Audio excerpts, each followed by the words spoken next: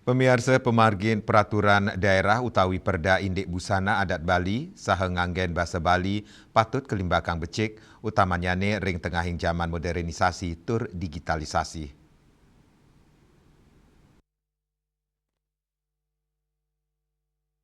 Manut budayawan Kota Denpasar, Gede Anom Ranware, mausang indik pemarginyani sampun ketelebang dan kudang-kudang sektor inggian instansi pemerintah, lembaga pendidikan, utawi, gena publik sanilianan, dua ninga sapunike pemarginyani keturiksain kantor mawata sering birokrasi saha struktural, perda kebuatang sida ketelebin malih, punika mawinan nangyang rasa eling krame patut kemargiang, ngelintangin penyarengan pembina tur penyuluh bahasa Bali sarang organisasi perangkat daerah utawi UPD sani mapaikatan sani kaptiang si desayan aktif melimbakang ring komunitas miwak ramane sewang-sewang mangda tetuak perda inucap sida ketelebang antuk rasa iling nenten wantah dados kewajiban pendekatan personal kebuatang mangda busana adat Bali sahe nganggen bahasa Bali sida limbak serainan krama Bali ne ring tengahin era digital strategi sosialisasi mangda anuten alikan zaman nganggen media sosial se platform digital dados jalaran ngelimbakang penguruhan tur usaha ngelestari yang budaya. Harus lebih banyak menyisir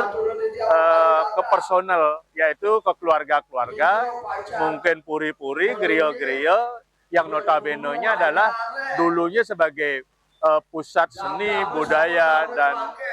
etika berbahasa itu ada di Puri Gerio. Nah, bagaimana kita bisa menyasar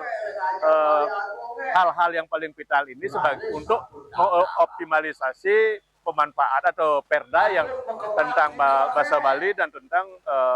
busana adat Bali itu sendiri. Nah, kita harus lebih banyak untuk bergerak,